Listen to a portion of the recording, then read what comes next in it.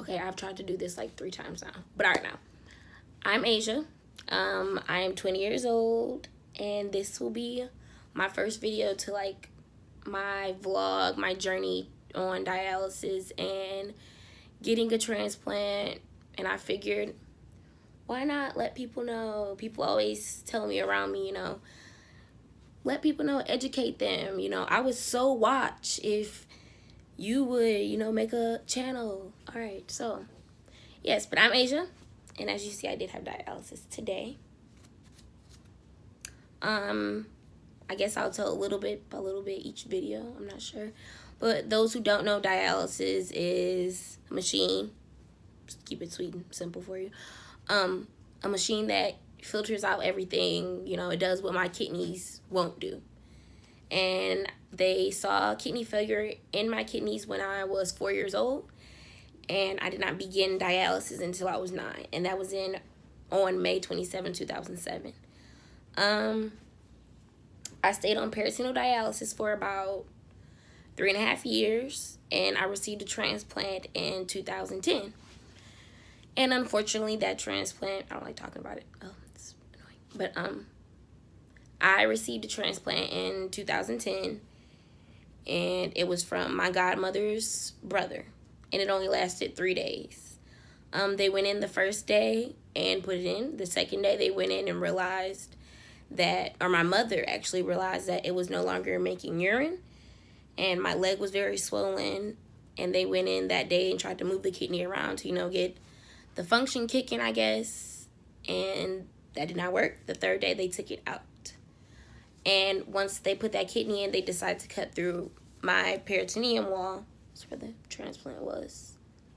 It goes all the way down, it goes all the way down. But they cut through my peritoneum wall, which is where I did peritoneal dialysis, which is also just dialysis, a machine at home. And instead of having the access in my arms, I had it in my stomach or abdomen. That made life change a lot. I went from, I missed school, of course, but I was still able to go to school because the machine, peritoneal dialysis, that machine, I do it at home. Do it at night. I wake up, I go to school, have a regular day, and then I go home and get back on the machine at night and do it all over. Hemodialysis is a little different because you have to go to a center, in-center dialysis. And, you go 3 times a week. And at first, when I first began that dialysis, I had can't really see, it was years ago. I had a catheter in my neck when I first began hemodialysis. Here in my mouth, sorry, you. But that was, I don't like talking about that. We'll get to that later.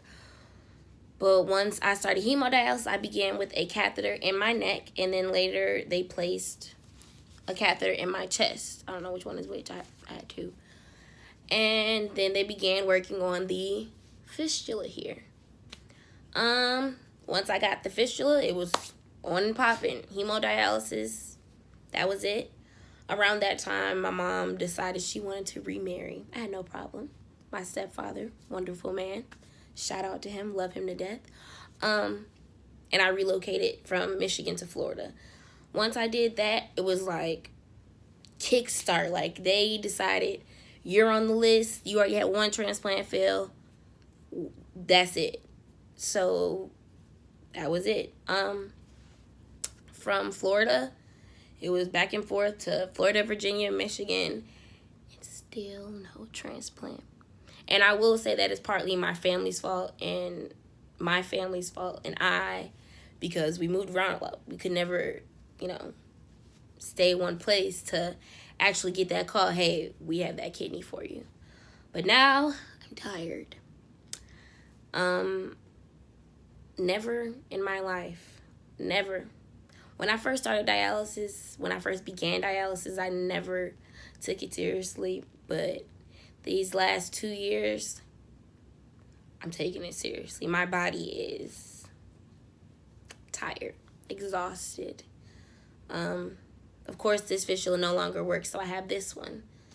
It's just, oh God, it's a lot. But like I said, I decided to start this vlog because I really want to reach out to people. And I feel like, you know, no offense to anybody, people really get known for like the craziest things, and you know, they get this support, and I don't get as much support as I should, you know, aside from the fam. But like I said, maybe because also a lot of people don't know my story. I don't like telling my story until now. I was never comfortable telling my story until I turned 17 or 18 years old. But now I am. And now I'm tired of dialysis for sure. Yeah. So I need to... Anyway, I will be posting videos all the time, you know. Updates. I'll probably be crying some because I'm real dramatic like. And especially because I just transferred to a new dialysis center. And it is a adult dialysis center. So lots of differences. Adult and pediatric they're way different. But yeah, I don't know. This will be again my first introduction or first video. I'm not sure. This is weird. Yeah. Fistula. This one isn't alive. R.I.P. You know. It lived a good long 5 years. And now we're working on this one. Actually, I have surgery on this fistula in 2 weeks. And I probably should tell you what a fistula is. That would make sense. In my own words, again, sweet and simple, a fistula is when they go in, they put veins and arteries and everything connected to my renal veins and arteries, which is my kidney veins and arteries, and arterial and venous. And they put those needles in. Once they put the needles in for dialysis, it does what it has to do. Again, I used to have the catheter, and it is a catheter goes in, and basically it's like on the tip of my heart. Not to be dramatic, but you know, I want to educate people, and I want to give a summary of like what I go through, because honestly and truly, people tell me all the time, you know, oh, I don't know how you do it, and you're so strong, and I feel strong, but I don't know how I do it either, to be honest. Days like this, like I just puked, and now I'm recording this video. I'm tired. I want a kidney. So I hope people actually support and, you know, watch my videos, ask me questions, talk to me, like, you know, let me tell you about me, tell me about you. I don't know. Ask me about anything, you know. I go to dialysis Tuesday, Thursday, and Saturday.